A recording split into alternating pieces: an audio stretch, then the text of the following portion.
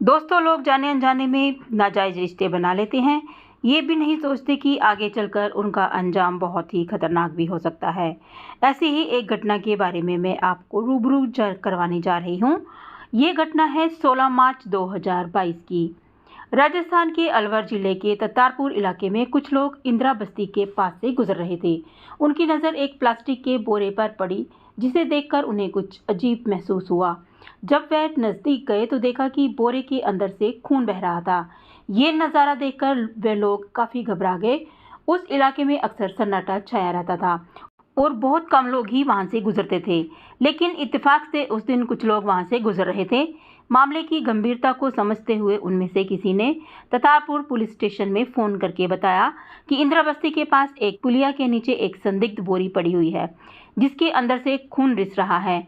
राहगीर की सूचना सुनकर पुलिस भी हैरान रह गई और तुरंत टीम घटनास्थल पर भेज दी गई। वहां पहुंचकर पुलिस ने उस बोरी को निकाला और खोलकर देखा कि बोरी के खुलते ही पुलिस के होश उड़ गए। वहां मौजूद लोग भी डर के मारे पीछे हट गए। बोरे के अंदर एक लड़की की लाश पड़ी हुई थी। हालांकि अभी वहां पे कुछ खराब नहीं हुआ था, उसका चेहरा भी पहचानने लायक था। पुलिस ने घटनास्थल के आसपास कुछ और सुराग ढूंढने की कोशिश की ताकि मृतका का कोई पहचान पत्र या अन्य दस्तावेज मिल सके, पर काफी खोजबीन के बाद भी वहां से कुछ हासिल नहीं हुआ। इसके बाद पुलिस ने उस शव को ततारपुर सीएससी गवर्नमेंट हॉस्पिटल में भेज दिया, लेकिन शव का पोस्टमार्टम नहीं कराया गया ताकि पुलिस पहले लड़की की पहचान करे और उसके परिजनों को ढूंढने का प्रयास करे। लड़की की उम्र लगभग 28 से 30 साल के बीच आंकी गई। इसके बाद पुलिस ने घटनास्थल के आसपास के सभी गांव में जाकर लड़की की फोटो दिखाकर लोगों से पूछताछ की, लेकिन कोई भी उसकी पहचान नहीं कर पा रहा था। अगले दिन 17 मार्च को पुलिस ने सभी स्थानीय अखबारों में लड़की की फोटो और उसकी खबर प्रकाशित करवाई। फिर भी महिला का कोई भी रिश्तेदार सामने नहीं आया। इधर महिला के शव को रखे हुए काफी समय बीत चुका था और नियमों के अनुसार शव मिलने के 48 घंटे के भीतर उसका पोस्टमार्टम करना आवश्यक था। अब पुलिस के पास और कोई विकल्प नहीं था, इसलिए मजबूरन उन्हें शव का पोस्टमार्टम करना पड़ा था। पुलिस ने आसपास के सभी थानों से भी संपर्क किया, उनसे 28 से 30 साल की किसी महिला की गुमशुदगी की जानकारी मांगी, पर किसी ने भी थाने में इस उम्र की महिला का कोई भी मिसिंग कंप्लेंट दर्ज नहीं करवाया था। पोस्टमार्टम रिपोर्ट भी आ चुकी थी। रिपोर्ट से पता चला कि महिला की मौत दम घुटने के कारण हुई थी। उसकी गर्दन पर गला दबाने के निशान थे, जिससे साफ था कि गला घोंटने के दौरान लड़की ने खुद को बचाने की कोशिश भी की थी, क्योंकि उसके शरीर पर चोटों के निशान थे। इन सब तथ्यों को से स्पष्ट हो गया था कि मामला हत्या का था। हालांकि पुलिस की टीमें इस केस की जांच में पूरी मेहनत से लगी हुई थी, लेकिन आसपास के इलाके में उस लड़की को कोई भी नहीं पहचानता था। अब पुलिस को भी शक होने लगा था कि शायद लड़की की हत्या कहीं और करके उसके शव को यहाँ फेंक दिया गया हो। पुलिस का मानना था कि अगर हत्यारे बाहर से आए थे तो वह आसपास के किसी होटल या लॉन्च में जरूर रुके होंगे, ये या फिर उन्होंने किसी ढाबे या रेस्टोरेंट में खाना जरूर खाया होगा। इसलिए पुलिस ने सबसे पहले इन्हीं जगहों पर जाकर लड़की के बारे में पूछताछ की, लेकिन हर जगह से उन्हें निराशा ही हाथ लगी। इसके बाद पुलिस ने सोचा कि अगर वे लोग किसी शहर से आए थे तो संभवतः किसी कार से ही आए होंगे। जब पुलिस इस बात की जांच कर रही थी, इस इलाके में किसी ने कोई संदिग्ध कार देखी हो। इस तरह पूछताछ करते हुए पुलिस एक होटल पर पहुंची, जहां होटल के गार्ड ने पुलिस को बताया कि 14 मार्च की शाम को उसने एक सफ़ेद रंग की गाड़ी इस रोड पर बार बार चक्कर लगाते हुए देखी थी। वह गाड़ी संदिग्ध इसलिए लगी क्योंकि वह कुछ ही मिनटों में 3-4 बार होटल के सामने से गुजरे थे। जिस गार्ड की नज़र उस पर पड़ी थी, जब पुलिस ने उससे गाड़ी का नंबर पूछा तो गार्ड ने बताया कि उसे गाड़ी का नंबर याद नहीं है, लेकिन वह डीएल से शुरू होता था, यानी कि गाड़ी दिल्ली की थी। पुलिस ने गार्ड से गाड़ी के रंग और मॉडल के बारे में पूछा, लेकिन गार्ड को सिर्फ यही याद था कि वह गाड़ी सफ़ेद रंग की थी। इसके अलावा उसे गाड़ी के बारे में और कोई जानकारी नहीं थी। अब पुलिस ने उस डीएल नंबर की सफ़ेद गाड़ी को सुराग मानकर अपनी जांच को आगे बढ़ाया। इसके बाद पुलिस ने होटल के सीसीटीवी फुटेज की भी जांच की, लेकिन कैमरा बहुत दूर था, इसलिए गाड़ी का नंबर ठीक से दिखाई नहीं दे रहा था। क्योंकि वह गाड़ी राजस्थान में किसी दूसरे राज्य से आई थी, इसलिए पुलिस को ये मान लिया कि वह गाड़ी किसी होटल या प्लाजा से गुजरी होगी। अब पुलिस ने टोल प्लाजा के सीसीटीवी फुटेज को खंगालना शुरू किया, लेकिन अब एक और समस्या सामने आई कि उन कैमरों में दिल्ली की बहुत सी सफ़ेद गाड़ियां आते जाते हुए दिखाई दे रही थीं। इतनी सारी गाड़ियों में ये पहचानना मुश्किल था कि इनमें से संदिग्ध गाड़ी कौन सी हो सकती है। इसके बाद पुलिस ने टोल प्लाजा से लेकर उस होटल के रास्ते में गुजरने वाली जितने भी TL नंबर की गाड़ियां थीं, उनकी एक लिस्ट तैयार की।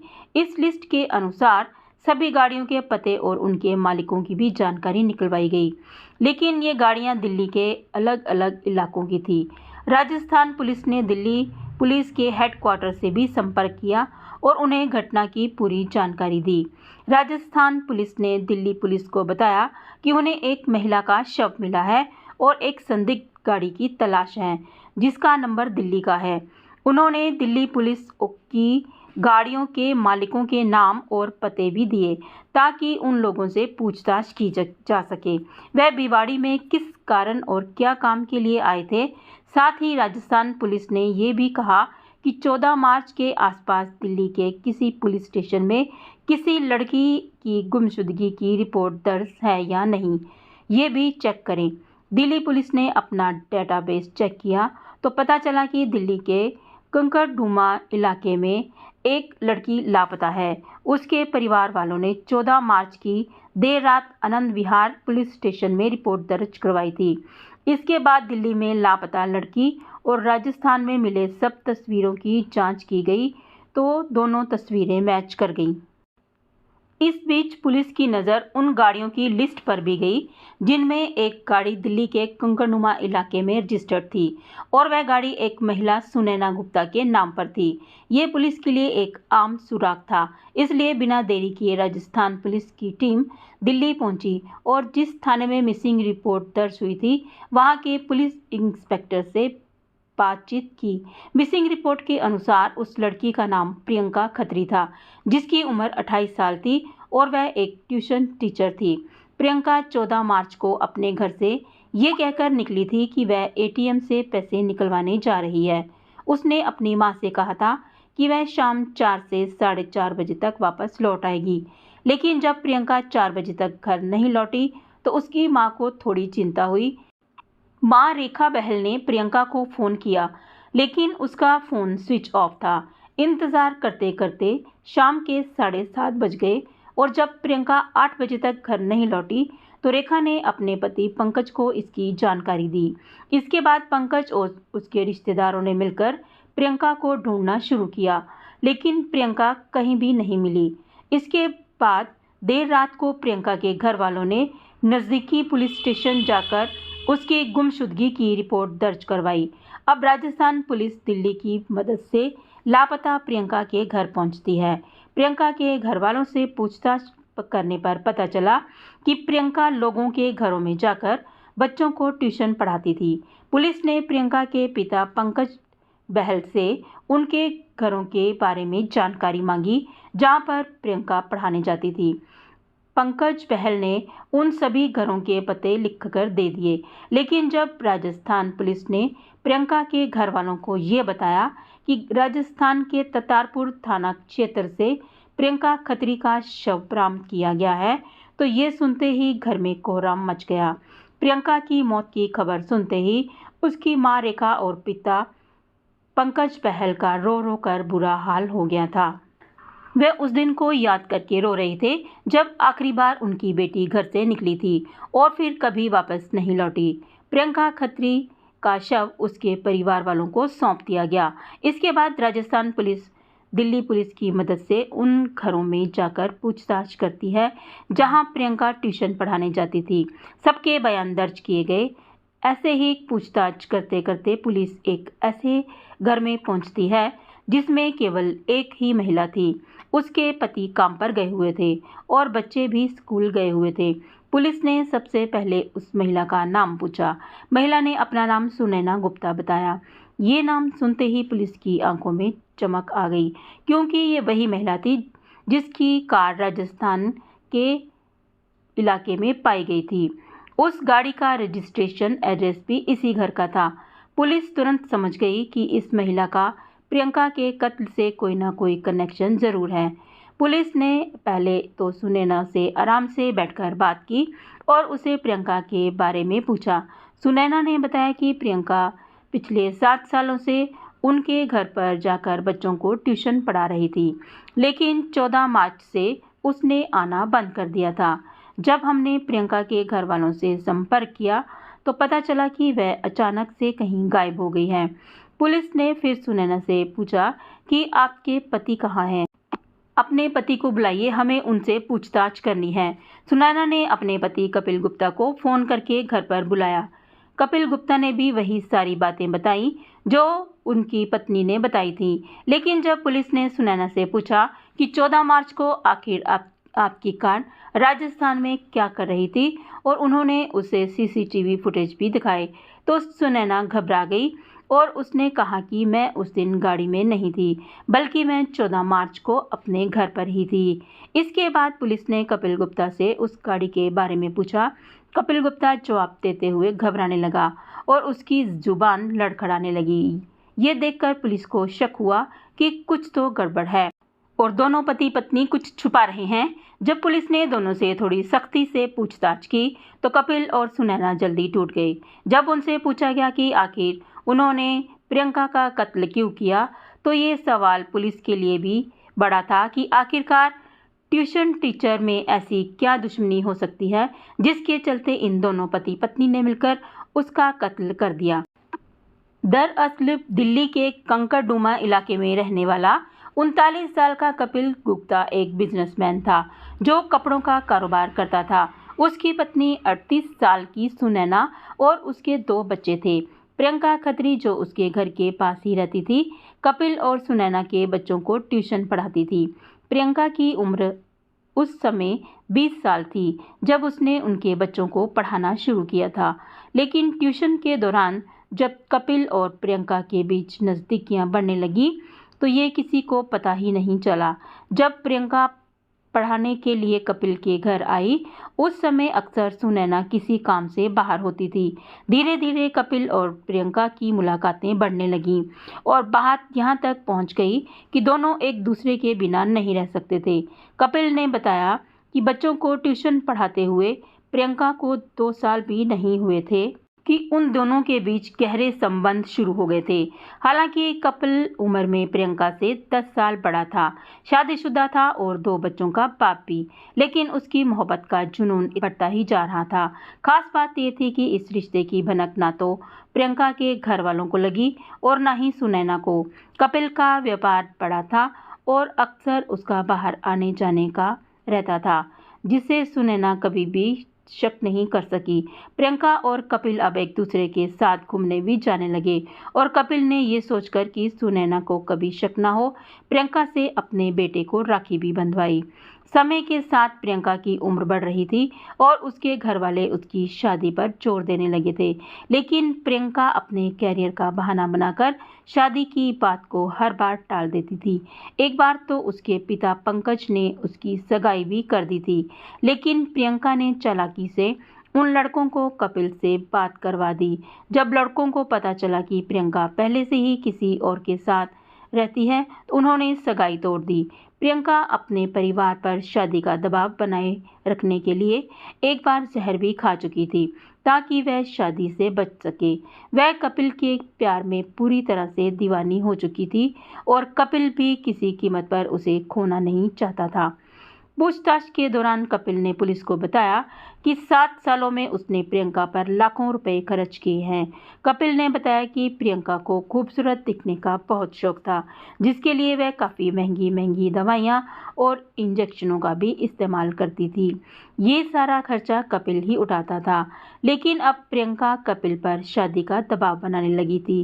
हालांकि प्रियंका ये बात अच्छे से जानती थी कि कपिल शादीशुदा है तो उससे शादी करना मुश्किल है। इसके बावजूद प्रियंका जिद करने पर लगी हुई थी। कपिल उसे बार बार टाल रहा था, लेकिन प्रियंका को भी अब यकीन हो गया था कि कपिल सुनैना के होते हुए उससे कभी शादी नहीं करेगा। तब प्रियंका ने खतरनाक योजना बनानी शुरू की। एक दिन प्रियंका ने कपिल से कहा कि जब तक तुम्हारी पत्नी जिंदा है तुम उससे शादी नहीं करोगे, लेकिन अगर हम दोनों मिलकर सुनैना को रास्ते से हटा दें तो फिर हम आराम से शादी कर सकते हैं। ये सुनकर कपिल बुरी तरह से घबरा गया और उस कहने लगा कि ये तुम क्या कह रही हो। इस पर दोनों के बीच बहस शुरू हो गई और धीरे धीरे ये बहस इतनी बढ़ गई कि प्रियंका ने कपिल को धमकी दे डाली। उसने कहा कि अगर तुम मुझसे शादी नहीं करोगे तो मैं हमारे रिश्ते के बारे में सबको बता दूंगी। कपिल ने प्रियंका को बहुत समझाने की कोशिश की कि तुम ऐसा मत करो, मेरा परिवार बर्बाद हो जाएगा। आखिर में प्रियंका ने जाते जाते कपिल से कहा, ठीक है मैं किसी को कुछ नहीं बताऊंगी, पर अब तुम्हारे साथ भी नहीं रहना, लेकिन इसके लिए तुम्हें मुझे 50 लाख रुपए देने होंगे। अगर तुम तैयार नहीं हो तो मुझे सबको बताना पड़ेगा। कपिल ने उस वक्त प्रियंका को 50 लाख देने की बात मान ली, लेकिन अब कपिल के सामने दो ही रास्ते थे कि या तो वह प्रियंका को 50 लाख रुपए दे दे या फिर अपनी पत्नी को खत्म करके प्रियंका से शादी कर ले। लेकिन कपिल ने तीसरा रास्ता चुना। उसने अपनी पत्नी सुनैना को अपने और प्रियंका के रिश्ते के बारे में सब कुछ बता दिया और उससे माफ़ी भी मांगी। सुनैना ने अपने पति को माफ़ कर दिया क्योंकि आखिर वह उसका पति था। कपिल ने सुनैना को ये भी बताया कि प्रियंका उसके कत्ल की साजिश रच रही थी और यहीं से पूरी कहानी का रुख बदल गया। पहले प्रियंका ने कहा कि कपिल अपनी पत्नी सुनैना को मार दे, लेकिन अब सुनैना ने कहा कि कपिल अपनी प्रेमिका प्रियंका को खत्म कर दे। सुनैना का मानना था कि अगर कपिल ने प्रियंका को पैसे दे दिए तो वह बाद में फिर से ब्लैकमेल करेगी। सुनैना ने कहा कि इससे बचने के लिए एक ही तरीका है, प्रियंका को हमेशा के लिए रास्ते से हटा देना। कपिल को अपनी पत्नी का ये आइडिया पसंद आ गया और दोनों ने मिलकर प्रियंका को खत्म करने का प्लान बना लिया। इस कत्ल में उन्होंने अपने 2 नौकर राजकिशोर और सचिन को भी शामिल कर लिया। 14 मार्च 2022 को कपिल ने सुबह से ही अपने दोनों नौकरों को खूब शराब पिलानी शुरू कर दी ताकि दोनों कत्ल के समय डरकर पीछे ना हटें, क्योंकि वह दोनों पेशेवर कातिल नहीं थे और इससे पहले उन्होंने कोई कत्ल भी नहीं किया था। दोपहर में कपिल ने दोनों नौकरों को अपनी फोर्ड इकोस्पोर्ट में बिठाया और उन्हें लेकर एक रोड पर पहुंचा। वहां कपिल ने गाड़ी रोककर प्रियंका को फ़ोन किया और कहा कि उसे कुछ ज़रूरी बात करनी है, जल्दी से आ जाए। प्रियंका ने अपनी मां से झूठ कहा कि वह एटीएम जा रही है, लेकिन एटीएम की बजाय वह सीधी कपिल के पास पहुंची। कपिल ने उसे गाड़ी में बैठने को कहा और प्रियंका ड्राइवर के पास वाली सीट पर बैठ गई। गाड़ी चल पड़ी। कपिल ने कहा कि वह लोग घूमने जा रहे हैं। इसके बाद कपिल ने गाड़ी का रुख राजस्थान की ओर कर दिया। कपिल जानबूझकर गाड़ी को धीमी रफ्तार से चला रहा था ताकि राजस्थान पहुंचने से पहले शाम हो जाए। जब कपिल ने देखा कि रास्ते पर आवाजाही कम हो चुकी है तो उसने गाड़ी में भजन चला दिया और वॉल्यूम भी फुल कर दिया ताकि अगर प्रियंका चीखे भी तो उसकी आवाज़ बाहर न जाए। कपिल के इशारा करते ही पीछे दोनों नौकरों ने प्रियंका का गला दबाना शुरू कर दिया। प्रियंका ने खुद को बचाने की कोशिश की। वह चीख रही थी, लेकिन दोनों नौकरों ने उसे बुरी तरह से दबोच लिया। उन्होंने प्रियंका का गला पकड़कर जोर से दबाना शुरू कर दिया और कुछ ही देर में प्रियंका ने दम तोड़ दिया। वह पूरी तैयारी के साथ आए थे। उन्होंने गाड़ी के अंदर ही प्रियंका के शव को एक प्लास्टिक के बोरे में पैक कर दिया। इसके बाद वह तीनों एक सुनसान जगह की तलाश करने लगे ताकि प्रियंका के शव को किसी की नज़र में आए बिना ठिकाने लगाया जा सके। जगह ढूंढते हुए भी एक पुलिया के पास पहुंचे। वह पुलिया बिल्कुल सुनसान थी। वहां उन्होंने बोरे में बंद प्रियंका के शव को पुलिया के नीचे फेंक दिया। इसके बाद वह तीनों जो सुबह से भूखे प्यासे थे एक रेस्टोरेंट में गए और वहां पर खाना खाया।